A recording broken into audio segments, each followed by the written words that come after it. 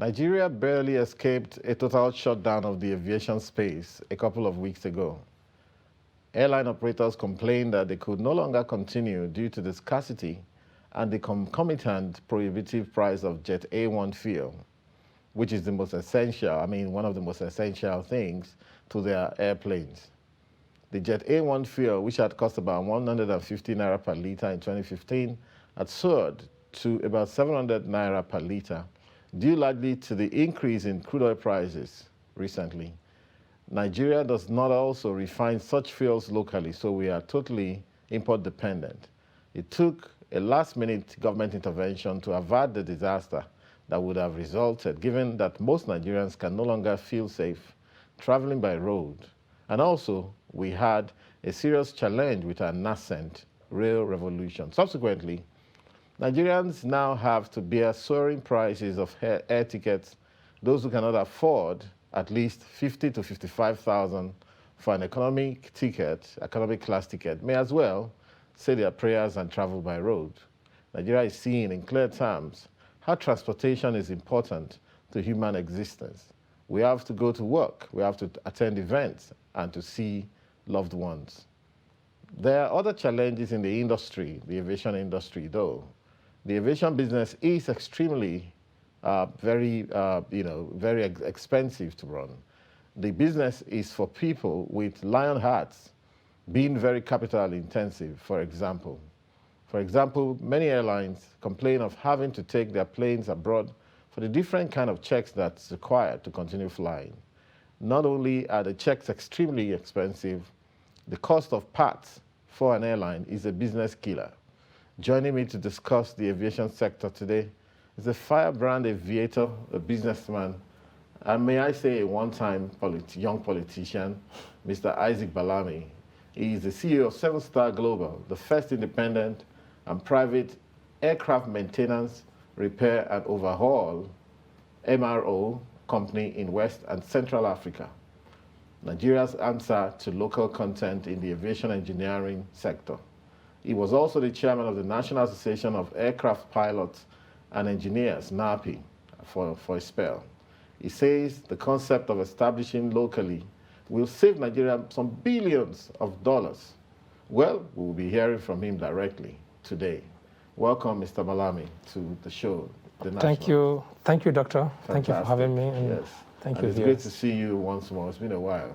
Yeah, it's been a while. Okay, so we're talking aviation sector today, and you are the expert. So I'd want to, the viewers will want you to help us break down a number of things today.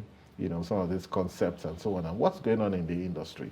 So if I may ask you, what's your summation of the aviation sector presently? What's going on? Well, I will say pre-COVID, it was tough. Post-COVID today, that's post-lockdown, yes. Ever since 2020 till date. I will tell you that the rate of pickup, the way and manner we have been able to pick up in the country locally is unbelievable. Oh, that's great. I think it's one of the biggest across the globe, because nobody ever thought that after lockdown, aviation would pick up this much. We're carrying out a heavy aircraft maintenance on Leonardo Augusta 139 helicopters, and the manufacturers, because we placed orders for some parts from Italy, and by the time they comb all their centers across the globe, across different continents, they were telling us that we need to wait for 3 months to get the spare parts. So which means the aircraft will not fly for about 3 months. What that means is that they never envisaged, because during COVID, during the lockdown, they shut down almost all their factories. So they never thought that there would be such huge demand within the space of time, because the COVID was really, really overrated as far as I'm actually concerned, and so much fear, was set in, and industries and factories were actually being closed. So now they're asking their engineers, their technicians to come back to start producing those aircraft spare parts, and there's a backlog already. So there's so much pressure. So I think nobody saw it coming. The only challenge now is the issue of dollar, which is giving us a serious headache in the aviation industry because of the issue of Jet A1. between Warri and refinery, at least one of the refineries was built, to actually produce Jet A1. Really? But it's been vandalized decades ago, cannibalized, and that is not actually happening. So I think this is actually a function of failed past leadership in the past, because those refineries should have been doing better. I could remember clearly, as a member of the National Carrier Committee in early 2016, the then GMD of NNPC was telling the National Carrier Committee that if XYZ was in place, the cost of Jet A1 would be about 50 naira. We are buying now at about 600 naira. And let me tell you the impact of that. Yes. When I was in Aero Contractors, all Aero, the ownership of Aero needed to pay AMCON every month was about 100 million naira per month. But guess how much was the cost of Jet A1, operating about 8-9 aircraft? 800 million naira. Really? Dollar was less than 200 naira then. So, which means they were spending roughly between 8 to about $10 million, right? At that rate then, to buy Jet A1 every month. That was huge. Wow. If we had a system in place to make Aero buy Jet A1 instead of 200 naira, to buy Jet A1 at the cost of about, let me say, even 150, Aero would have been saving about 200 million naira every month. So which means Aero would have actually survived that crisis then. Yes. So you can see the impact. About 40% of every money you make from ticket sales goes on Jet A1. Then the second most expensive cost is now aircraft maintenance. Yes. Then other salaries and co. So it's not cheap. Those two things are actually against the country. Exactly. We don't have the Jet A1, we don't have the maintenance facility, which is why Seven Stars saw the need to ensure aircraft serviceability across the entire, West and Central Africa. We get to Seven Star and maintenance and other issues, in a short while. But given the fact that Nigerians don't have many choices, road is, sometimes out of the question.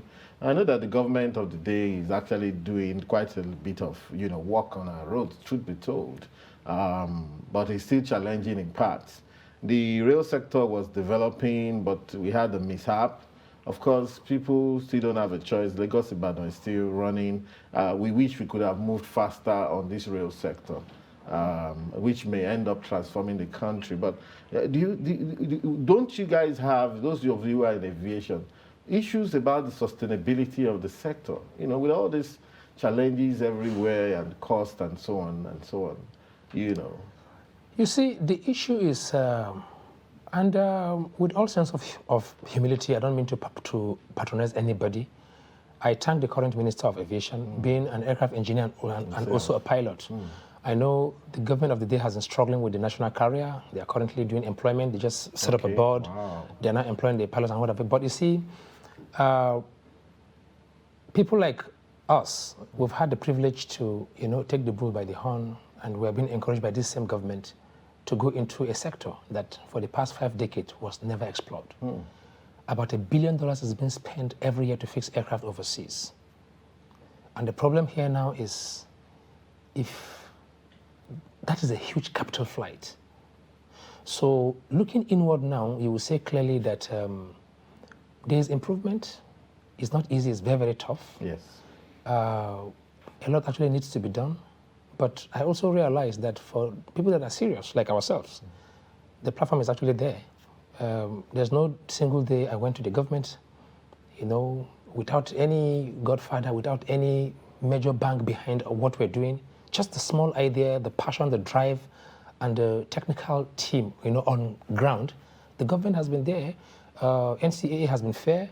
If you say you want to do this level of aircraft C check, D check, they just want to say, okay, do you have the facility, personnel, equipment, special tools? Do you have the rated engineers on that particular machine? And what is their years of experience? They go that detail. And once you can prove it, you have it. And I begin to wonder, it's not as difficult as people thought, And so why didn't we do it all these years? So there's just so much backlog, but there's hope. For me, I'm actually positive. It is better late than never. Today we are doing C-check. Because I was going to ask, how is 7-star global changing the game? What kind of checks are you doing or can you do? What about the patronage, locally?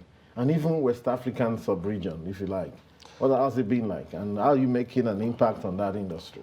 To be honest with you, even if 7-star chooses to expand today 3 times their capacity, despite our rapid expansion in the last 2-3 years, we will still not be able to meet up with 50% of the market demand. That is the basic truth. But are the local airlines comfortable coming to C-check, to 7-star for C-check, D-check, I don't know, all the They other are checks? very, very comfortable for so many reasons. Because they don't have to fly. One, you're spending about $100,000 or more just to ferry an empty aircraft overseas. You're paying for navigational charges, you're paying for your pilots' visas, your aircraft engineers' visas, you're paying for their accommodation, their per diem, to be there for weeks and months. I mean, that's not cheap. In transit alone, if you're going as far as America or South America, then you lose almost 1 week on transit alone to go and come back. Wow. So that 1 week alone, for an average Boeing 737, is whenever you don't fly it, you're losing about $100,000 every day. That's what you're losing. Yes. So the whole thing is that, and your overhead cost is actually fixed, whether you have it serviceable on ground or is overseas, undergoing maintenance. So we're doing a lot. Aside the fact that we're trying to keep the money in-house, an average C-check on an MD-83 we're doing for Dana currently, or a 737, will require a minimum of about 20 experienced aircraft engineers, because the cabin is a different set of engineers, upholstery, the cockpit, the flight controls, then the wings, the outside part, the engines, the empennage and what have you. So all those parts, you need 2-3 experienced, certifying engineers to monitor. And the NCA will be there every day to make sure that those people are there. They're not just there, but they are qualified to be there. And they have the requisite experience to be there. So at the end of the day, I was surprised to see a minimum of about 40 people working. 40 people working. So by the time you have, tens of aircraft across the country undergoing heavy maintenance, imagine the job creation. Exactly. And I'm talking about meaningful job creation, Exactly. So, and then sometimes we also try to discuss with the airline owner. Sometimes they can't even access dollars. We try to separate, okay, if we're buying any parts, if you don't have access to dollars, okay, we can take Naira from you. We negotiate the rate, like a win-win. Of course, they don't want to pay black market. We also cannot accept CBN rate because it's not even available. But we find a middle ground. At least everybody saves something, and everybody's happy. So we do that for them. What about the West African, Ghana? A lot. As I speak to you now, a hub now they are all coming. Right now, we are expecting about 3 aircraft from Ghana for C-check. We are also expecting from Togo. There are a couple of people actually coming in, and there's huge demand, even from Chad. Yeah. Wow, interesting. Yeah, Chad, Niger, all of that is there. So before we go on break, I wanted to just on a technical, what are all these checks all about, and how many checks are there? So it depends on the aircraft manufacturer and how they choose to categorize it. Normally, for some people, you just do the annual maintenance, you're fine. For some, you just do every 50 hours of flight, every 100 hours, 500 hours. There's a particular maintenance you need to do. For your car, you need to go and check, maybe for me personally, every 3 months, whether I cover 5,000 kilometers or not. I change my engine oil and my oil filter. Okay. I do that every 3 months, For some people, they say 6 months if you're using Mobile One or so. Okay. But for aircraft, the manufacturer has put it down. Whether you fly the aircraft or not, there's a particular maintenance you must do. First of all, pre-flight, post-flight. When you land in any airport, you see an engineer going around the aircraft checking. There's something he must check on that aircraft because of that 1 hour or 30 minutes or 10 hours flight. The captain also has his own check to do, so that they will be on the same page with the engineer that did that job. Before he can release the tech log for the captain to go. Then there's also the pre-flight and then post-flight. Wow. Then there's weekly inspection. How does, I wonder how, you know, the airlines break even with all of this. So all these are all stuff, they're all A and B check. But when you now come to the C check, you take the aircraft, you strip it like to the bones. Okay, Isaac, Yes. I'll say, just hold it there. We'll go on a very short break. And then when we come back, we're still with Mr. Isaac Balami, one of the, you know, most brilliant young Nigerians I've met in time. And we're discussing the aviation sector, where he's one of the aficionados. So keep it locked on the Nationalist. We'll be back very shortly.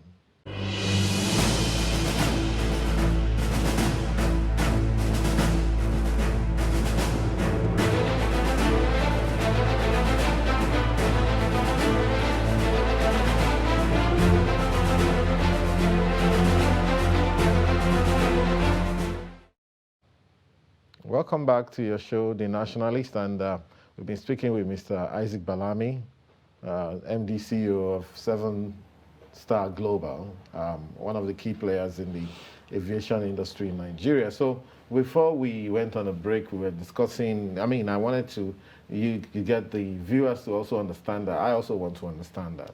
I think you've mentioned the B checks, you know, you were on the C and the D check. So what are those about? So you see, the C and the D check, the D is just an advanced C check. Okay. You just go deeper. At what point do they pull off the plane and say, okay, you can't fly anymore, you know, stuff No, like that? the aircraft can be pulled off even if it's a brand new aircraft and there's any fault that the engineer or the captain identified. Wow. If it is, there is what you call a go and a no-go item.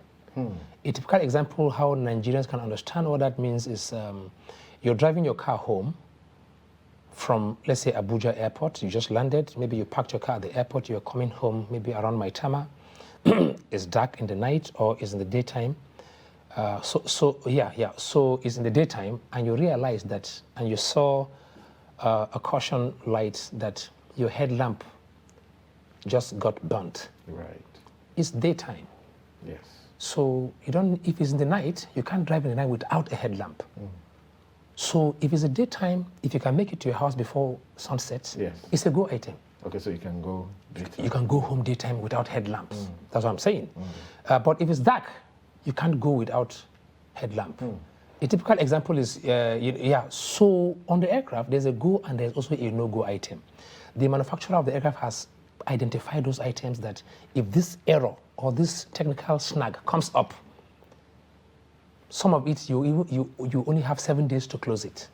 Wow. Some of it you even have maybe up to a month. Some of it you cannot take off. You can't start the engine of that aircraft until you close it. And that's why sometimes you see some airlines, they land in an airport where there's no maintenance, and then there's a fault, and then they have to cancel the flight and leave the aircraft there until a team goes to rescue the aircraft. So, but when it comes to C-check, you know, so there's no limit to when an aircraft can be grounded. It can be grounded for a line inspection, A check or B or whatever, daily, pre-flight, post-flight inspection, and so on and so forth. The issue of C-check is, imagine when you go to change your car engine, they have to jack the car, remove the whole engine and the entire gearbox, the entire electricals, wirings and everything. That is what happens. That is like a C-check you're doing on an aircraft, you know. So you go deeper. For a pre-flight inspection, you don't open the engine. You just go around, check the leading edge. Is there any scratch, any broken nut, screws, whatever that will hamper efficient flight? You know, is there any leakage of hydraulics? You just landed, the landing gear has been extended and retracted. Is there any leakages? There are places to check. So when you see an engineer going around, he's checking all those things. You know, is there any crack anywhere? You know, because the aircraft goes through a lot of atmospheric, pressurization. You know, and decompression and whatever. So all that stress, you know, you have to check. There are places based on experience over the last few decades that even the manufacturer, and industry experts have identified that you must check those areas. Yeah, this is sounding like a very good lecture for aviation engineering or whatever it is you guys call it, aircraft engineering, which is fantastic. I wanted to ask a question on the side that popped into my mind. You guys who are pilots and engineers and all of that, what gives you the confidence to throw that machine in the air you know it's going to land somewhere safely. Those of us who are novices in sometimes we wonder. But on one occasion, I got in the what was it called? Cockpit. Cockpit, rather. Yeah, with the pilot, and had him explain a few things to me, and which makes you very confident and which is good. What's the secret? Actually, you see, aside for human factor or human error, aviation has been proven to be the safest means of transportation. Yeah, that's what they say. But it is. Today, as we're speaking here from morning, this is already about, I mean, I don't know what's the time now, but I bet you between Lagos and Abuja, there's already an accident every day. People die every day within Lagos, within Port Harcourt, within Abuja. There's accident every hour across the country. And sometimes every day, hundreds of people die by road accidents. The point is, you see, aviation is not just safe, but very, very efficient. It's all about speed and accuracy. Yes. So there are things to look out for. Today, an air traffic controller has been empowered, because of past incidents and accidents. The civil aviation can shut down the entire airspace if they feel it's not safe. Yes. So things have improved over time. The only thing that can the aircraft cannot just drop like a stone. There are fail-safes. Okay. There are things, even if your landing gear will not even come out in a flight, there are ways to bring it down manually. Really? Yeah. Okay. So there are things that have been put in place. A fail-safe means if this one fails, this one takes over. One takes over. The reason why you have two engines on every commercial flight is not because one engine cannot take the aircraft there.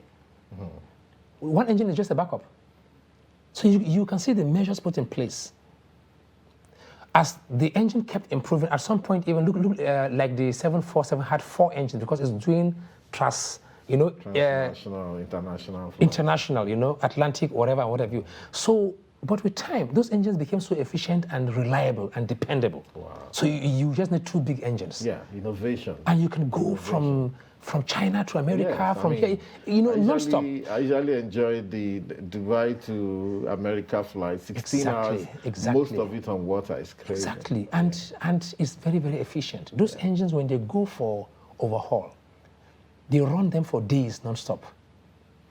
Oh. When they go for maintenance, when you take the engine to a workshop, you can run it for 20, 50 hours non-stop. Non-stop. Put a foot in a jet. There's a blast. There's a tunnel where the jet blast goes through. Nigeria has a lot of, but we are getting there soon. Yeah, we have a lot of catching up. Yeah. But you see, and that's what I tell people, on the side, when people say, oh, if only we can do this, Nigeria will be the envy of the world, Nigeria. I say, look, you don't know just how far the world has gone already. But guess what? It's also not a rocket science. Today, as big as American airline, a Nigerian man from the Southwest has been the MD, handling... A Nigerian man has been the MD, handling over 1,000 aircraft at the same time. Where? Which company? In American Airline. American Airline? Yeah. Really? Yeah. The Nigerian is there? I work with him. He comes down to empower Nigerians today. Wow. Go to Flight Safety International, you will see Nigerians there. Go to Boeing, there are Nigerians there. They are there. I have my friends today working in Boeing, working in Airbus.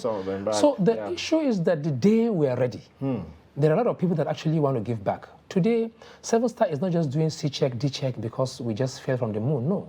We got in touch with our Nigerians, including myself. We also schooled overseas. Yeah. So we have seen it all. We've been to this assembly plant and everything, and we've passed all these exams. So there's hope. There is hope. The issue is just for the government to keep creating the enabling environment. There's hope. We have to be ready for a lot of hard work and perseverance. Of course. I was going to ask you, the people who talk about this dollar scarcity issue, is it not also because we're not pushing enough out there to get the dollars back? And a lot of what we have to do just to survive, we need a lot of dollars for it. So where can the solution come from? For example, people want to do their checks. You need dollars, because a lot of your inputs are coming in from abroad. You're even paying some of your staff in foreign currency. Yes. So which way forward on that? You see, for me, the federal government can intervene just the way they did based on the issue of Jet A1 to stop the airlines from actually shutting down. But we need a more sustainable and a long-term solution. And the only way out is for us to be a producing nation. Exactly. Provided we remain consumers. Today, even the aircraft spare part we consume. Boeing is being manufactured in America, but most of the spare parts are being manufactured outside America. Yes. So why can't Nigeria be a center for, let's say, aircraft seats? Exactly. For Boeing. Boeing will give it to you because of your location. So if anybody needs anything across, around Africa, go to Nigeria for ease of logistics. So the world is ready for us. We just need to be ready. We just need to be ready. Fantastic. Yeah, so there's no rocket science, trust me. Very soon you will see Nigerians I love your going to moon. It's actually possible, it's fantastic. I wanted to ask you one last question before we go. And well, this is not to pitch you against the powers that be and so on. If you found yourself one day aviation minister, maybe after the current regime, and someone taps you and says, that guy, what are the kind of changes you'd like to make? Or what kind of steps will you take? You see, aviation, what is more important is the government to be willing. You can find a minister or a DG of an agency who knows what to do, but the finance need to release the money. But you see, aviation is actually holistic in its own self. As a member of the National Carrier Committee, we touch on so many other areas. You see, there are so many variables when you look at aviation. You just see Jet A1 issue is one point. I believe that Nigeria can have a modular refinery to produce Jet A1. It's easy, it's possible. Delta Airline is doing it, and they're selling to the whole world. And it's not a rocket science. With few millions of dollars, you can get a fairly good, not even brand new, a fairly good and calibrated and certified mini refinery. I've come across one or two. Okay. Then the issue of, or you just make one of our refineries to produce Jet A1. Yeah, in that way. If you do that, Nigerians from about 10%, just like America, about 60% of their populations fly. About 300 and something million people, 60% are flying every year. Wow. Nigeria, about 200 million people, only about 10% are flying. Fantastic. So by that you can increase, and then the issue of a world-class aviation catering. I have so much up there that you need to pour now. Well, I have to book another meeting with you, another discussion like this. You give us about a month. I've totally run out of time. I'm so sorry. When there's so many ideas coming through, you don't know when time will go. So please keep that locked in. The next time we'll be speaking, we're talking about innovation in the aviation sector and what we can do within our means as Nigerians to get things going. So thank you very much, Mr. Isaac Balami, for coming and for giving us your time and sharing so much. Hopefully, even students will be listening to you and getting encouraged. Thank you, viewers, for keeping it locked down on your show, The Nationalist. Thanks for everything, and I think we'll be coming to you maybe in another week's time. Thank you very much.